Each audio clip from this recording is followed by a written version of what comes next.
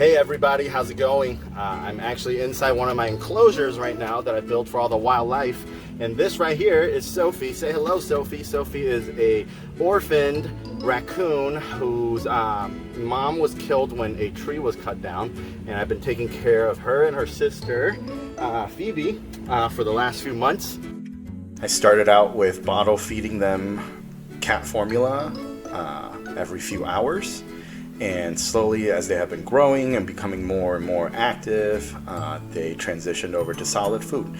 Right now, the majority of their diet consists of Fruit Loops and cat food, as well as quail eggs, fresh quail eggs. Now, I have fresh quail eggs here because I actually raise quail on my own property, and they lay fresh quail eggs for me on a daily basis. The majority of these eggs get incubated and hatch into little baby chicks, but I definitely have a good enough surplus where I get to use them as an extra source of protein on some of my animals. My name is Danny. My wife and I live in the downtown Orlando area, and as you can see, we are absolutely animal lovers. So a couple years ago, we started fostering and volunteering for Husky Haven of Florida. And we actually adopted 4 of the dogs that you see in here. They were all rescued. And one of them, the baby one, over all the way to the left, is actually a foster. So he's looking for a home. Let me know if you're interested. Other than domestic animals, obviously, I do a lot of work with wildlife. Right now, one of the most abundant animals that I have are eastern gray squirrels. So this is a baby squirrel that was orphaned and also needs to be nursed every few hours. Currently, I have about 14 to 15 squirrels that I'm taking care of. And when these babies get a little bit older, they get transitioned into this outdoor enclosure where they learn how to climb, jump, hop around, basically doing everything that a squirrel does. At the same time, they get acclimated to the weather outside, the temperatures, the storms, as well as the sounds that they might hear, so that in this critical period they get to learn what is safe, what is dangerous, and how to avoid those things. In a few weeks, when these guys get a little bit older, they will have access to this tunnel, and this tunnel will help them get all the way up to another nest box that is up top. And once they're in this nest box, they will have access to the outside world, where they get to leave and hop into the trees for the first time and run around. As you can see, these are some of my squirrels that were released earlier this spring. Most of them still come back and visit every day.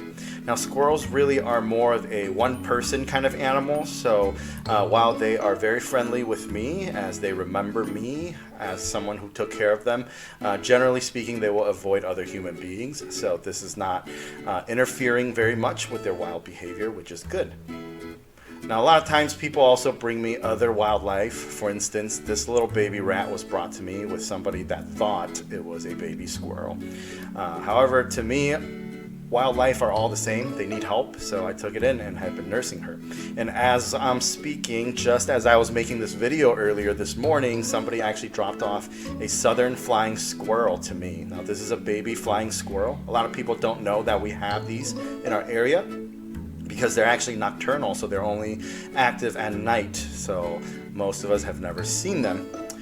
I'm gonna also get him rehabbed and also introduce him to a colony of other flying squirrels so that they can be released together when they are ready.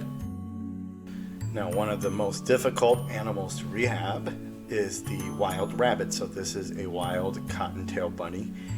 They are very specific on their diets. They have a very sensitive digestive system, so they are extremely difficult to rehab. But I have these 2 orphans from 2 separate litters brought to me as well, and I'm doing my best to care for them.